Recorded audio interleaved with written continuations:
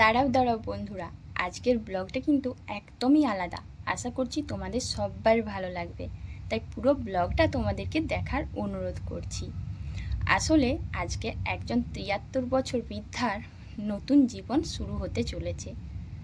একজন ৭৩ বছর বৃদ্ধা আজকে তার সংসার জীবনে আবারও নতুন করে পা দিতে চলেছে। দুজন বয়স্ক মানুষ, তারা মালা বোতল, সিঁদুর দান এইসব কিছু নিয়ে নতুন একটা সুন্দর সম্পর্কে যেন বাঁধা হতে চলেছে। এত বয়সে দুজন বয়স্ক মানুষ আবারও নতুনভাবে বিবাহ বন্ধনে আবদ্ধ হলো, আর তাদের এই বিবাহ বন্ধনের সাক্ষী হলাম আমরা বেশ কয়েকজন। তো পুরো ভিডিওটা দেখো বন্ধুরা, আশা করছি তোমাদের সবার খুব ভালো লাগবে। তো দেখো, ওনাদের দুজনের হচ্ছে মালা বদল। তারপরে একজন এই মাসিমাকে প্রপোজ করে খুব সুন্দর করে নাচ করছে। হয়তো এখনকার জেনারেশনেও এতটা আনন্দ ফুর্তি করে কেউ বিয়ে করেনি। তো দেখো, বিয়ের আগে মালা বদল করার পরেই মনের মধ্যে কি জোর এসেছে।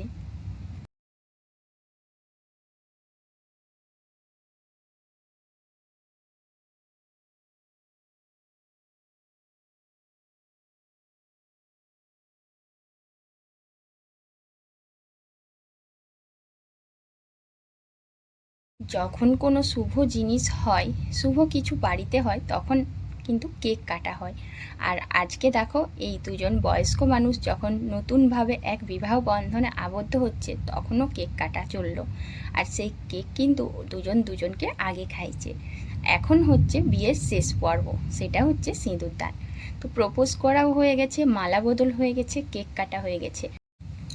দুজন মানুষকে বিবাহ বন্ধনে আবদ্ধ হতে গেলে আমাদের বাঙালিদের কিন্তু আসল সম্পর্ক হচ্ছে, আসল নিয়ম হচ্ছে সিঁদুরদান। আর সেটাই কিন্তু শেষে চলছে। তো বিয়ের সব কিছু শেষ, এখন দুজনে কিন্তু নব দম্পতি। এত বৃদ্ধ বয়সে এসে দুজন মানুষ যখন নতুনভাবে বিবাহ বন্ধনে আবদ্ধ হয়, নতুন এক দাম্পত্য জীবন শুরু করে, সেখানে ছোট বড় সবাই না থাকলে কি করে হয়। আর সবাই কিন্তু এই দৃশ্যটা খুব সুন্দরভাবে অনুভব করলো, সবাই ভীষণ আনন্দ করলো। আর এদিকে দেখো, কেক কাটা হয়ে যেতেই সেই সুন্দর মুহূর্তটাকে সবাই ক্যামেরাবন্দি করছে। আর আমি একটু তোমাদেরকে দেখিয়ে দিই।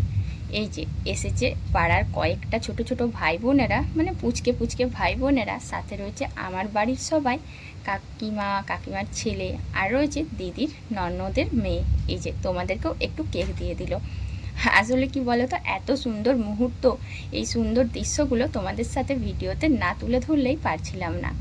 আর তোমরা সবাই কিন্তু অবশ্যই কেক খেয়ে নিবে। আজকের এই সুন্দর দিনটা যাদেরকে উপলক্ষ করে তুলে ধরা হয়েছে, সেই ব্যক্তি হচ্ছে ইনি। এনার হচ্ছে ৭৩ বছর বয়স, আর আজকে এনাদের হচ্ছে ৫০তম বিবাহ বার্ষিকী। তো যাই হোক, তোমরা ভিডিওটা দেখে নিশ্চয়ই বুঝতে পারলে যে আজকের বিষয়বস্তু কী ছিল।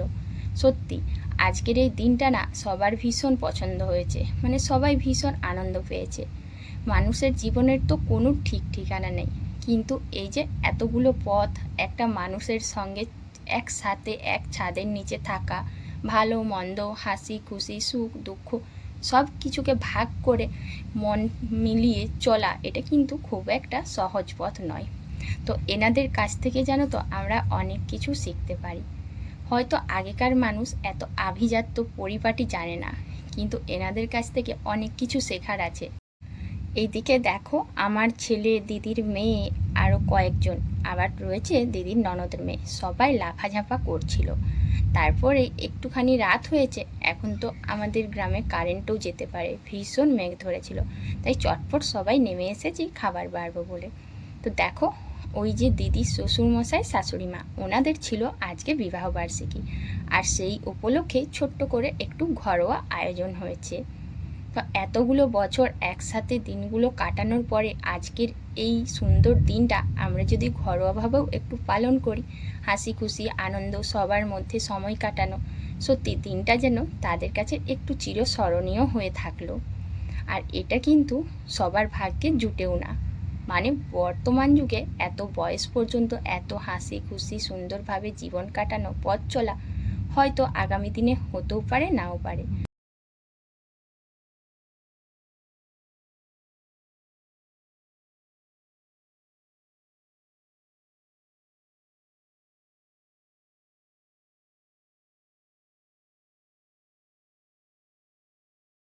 এদিকে দেখো ছোট ছোট ছেলে মেয়েগুলোকে খেতে দেওয়া হয়েছে। আর ওই যে বললাম একটু ঘরোয়াভাবে হঠাৎ করেই আজকে এই আয়োজন। আর দিদির শ্বশুরমশাই আমাদেরকে দুপুরবেলায় বলেছিল যে আজকে বাড়িতে যাবি, খাওয়া দাওয়া হবে। তারপর আস্তে আস্তে জানতে পারলাম ব্যাপারখানা এই। তো যাই হোক, 50 বছরের বিবাহবার্ষিকী পালনটা করে কিন্তু আমরাও ভীষণ আনন্দিত হয়েছি। আর তার সাথে তাদের জীবনের এই সুন্দর দিনটা আমরা উপহার দিতে পেরেছি। এখন দেখো আমি না বুঝেই মাংসর সাথে পাশাপাশি রেখে দিয়েছিলাম পায়েসটা। আর পায়েস দিদির শাশুড়ি মা খেতে খুব ভালোবাসেন, কিন্তু মাংস খায় না, তাই ওটাকে একটু আলাদা করেই রেখে দিলাম, মানে মাংস আর পায়েস আলাদা আলাদা জায়গায়। আর মেঝেতে কয়েকজন বসেছে, চেয়ারে কয়েকজন। একটু বয়স হয়ে গেলে তাদের কিন্তু মেঝেতে বসতে সমস্যা হয়, তাই আমার শ্বশুরমশাই দেখো ওপরে বসেছে, আর দিদির নন্দাই বসেছে। তো প্রিয় বন্ধুরা, তোমাদের ব্লগটা কেমন লাগলো অবশ্যই কিন্তু জানিও, কারণ আজকের ব্লগটা একদমই আলাদা ছিল। আর আমি কিন্তু খাবার দাবার একটুখানি বেড়ে দিয়ে দিদি আমাকে বলল বসবি যা। দিদি আর যার আজকে বিবাহবার্ষিকী তিনিও কিন্তু সব কিছুই আয়োজন নিজের হাতে করেছিলেন, দিদির শাশুড়ি মা, তো সেও খাবার বাড়ছে। তাই আমি এসে পালঙ্ক থেকে একটুখানি ভিডিও নিচ্ছি। কিন্তু দিদির ছোট্ট মেয়েটা পুচকেটা এত বদমাস, সবসময় পাকা গিন্নি, ও বলে আমি ভিডিও ধরবো, মানে ফোনটা ধরবো আর কি। এরকম করে আমরা দুজনে ভিডিও করছিলাম। এখন দেখো সবাইকে খাবার বেড়ে দিয়েছে, আর আমি এদিকে এসে দেখি যে এনাদের সবার খাবার খাওয়া হয়ে গেছে, চুপচাপ সব গল্প করছে, যে যার কাজে ব্যস্ত। মানে সত্যি আজকের এই সুন্দর দিনটা এত সুন্দর করে কাটানো হবে ভাবতে পারিনি।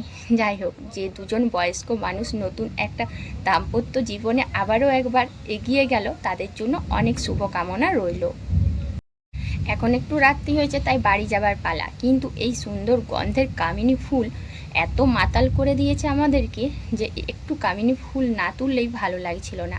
তোমরা আবার বলো না যে রাত্রিবেলায় ফুল তুলছি, সত্যি তোলার ইচ্ছে না থাকলেও এত সুন্দর গন্ধ যে এই গন্ধ মাতাল করছিল, তাই ভাবলাম একটুখানি বাড়িতে নিয়ে যাই। তো দেখো কামিনী ফুলটা সামনে একটু পেয়েছি, কি সুন্দর দেখতে, তার সাথে গন্ধও দারুণ।